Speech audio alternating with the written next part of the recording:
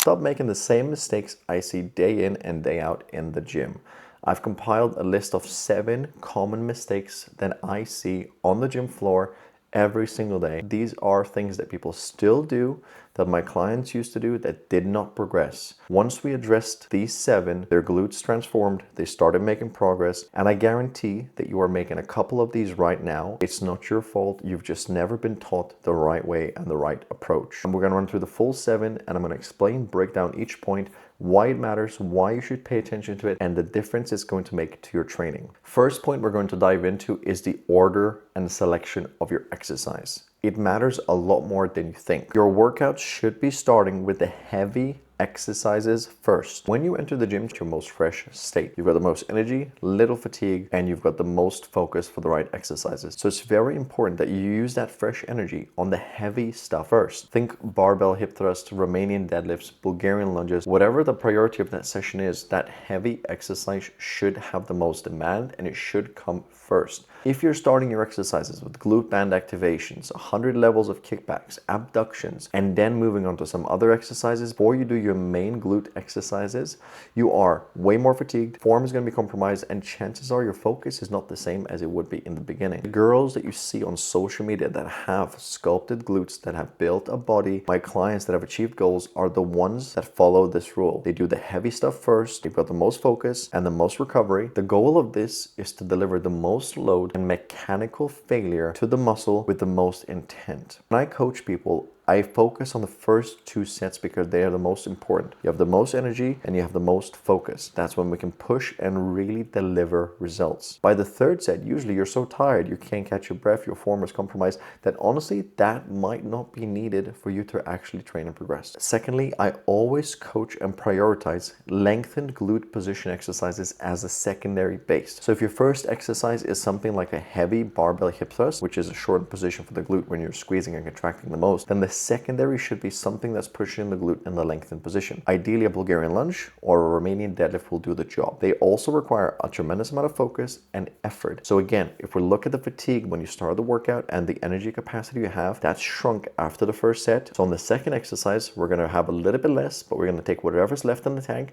and put that to the exercise. Lengthened glute exercises require a lot of focus because when you think of an RDL, you need good grip, which I recommend using straps when you get heavier. Same with the Bulgarian lunges. Your lower back and other muscles will be working. So you need that focus to be on the glutes. You need to actively think, I am training my glute, I am training my glutes, I'm focused, I'm locked in on this exercise and this form. Bonus tip, between the legs, when you do a Bulgarian lunge, take 45 seconds between the next leg. Too many people make the mistake where they think they have to do the second leg right after. You don't have, you're not going to lose any gains or progress by taking a 30-second break, catching your cardiovascular breath so your heart can relax a little bit, and then moving on and putting intensity on the next leg. So you get stronger. Humans are asymmetric, so one leg is always stronger than the other, so that break might give you enough time to recover. Which brings me on to point number 3. Single leg work comes first. And again, depending how you structure your workouts, depending on what phase of training you are in, maybe you're focusing on building the glutes to make them look rounder or stronger, or you're in a bulking phase or in a dieting phase, whatever it might be.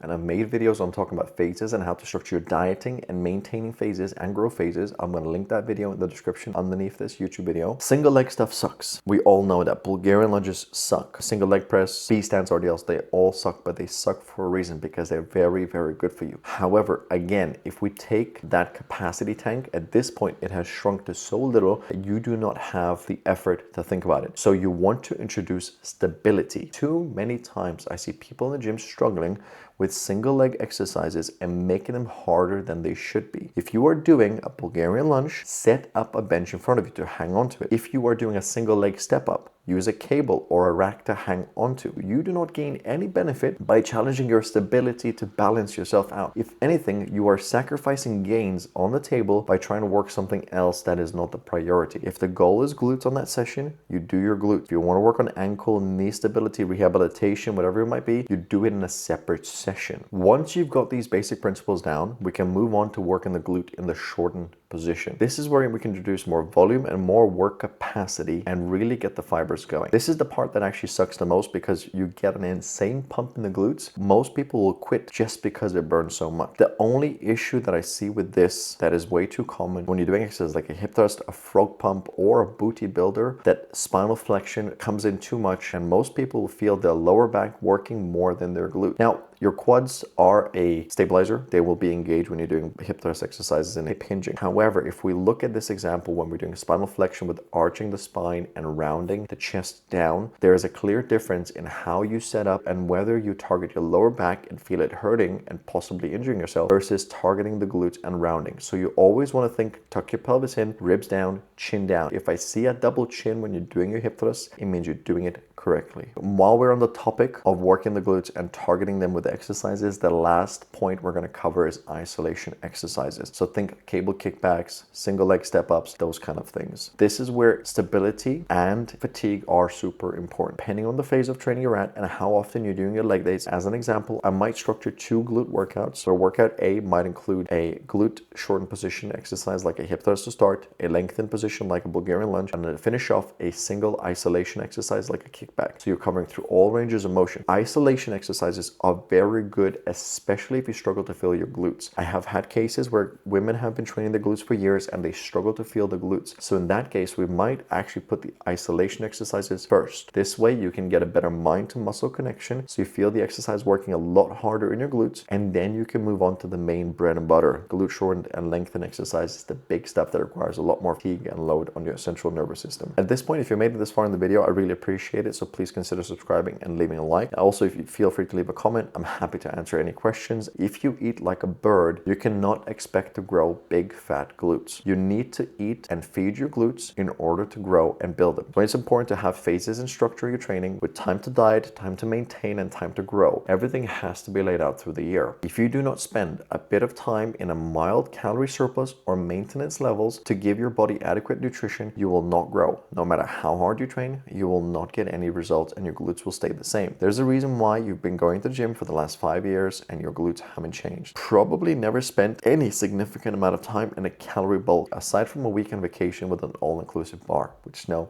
it doesn't count. Which brings me on to my last and most important part I want to say, it's recovery. Now, there's a lot of research out there to show that women can, one, tolerate better and higher volume frequency on lower body than men do. That means girls, you can hit legs 2, even 3 times a week and still recover and make significant gains. However, again, intensity, managing the frequency, and managing the volume are super important. What I mean by that is I'd rather you do 4 exercises 3 times a week with 2 sets with very good intensity and good mechanical failure, rather than you do 5 exercises with 3 sets of 15 reps to feel the burn, to really not get any growth. That's what's kept you stuck for the last 3, 4, 5, or however many years you've been stuck looking the same. Without change, there is no change. Hope you found this video useful and got some value out of this. I'm gonna link the other glute training video where I've talked about how to structure glute workouts and exercise selections in the description here. I offer one-on-one coaching as well, like I mentioned, so I'll leave the link to that. You can apply for that, book a free call, and we can go from there.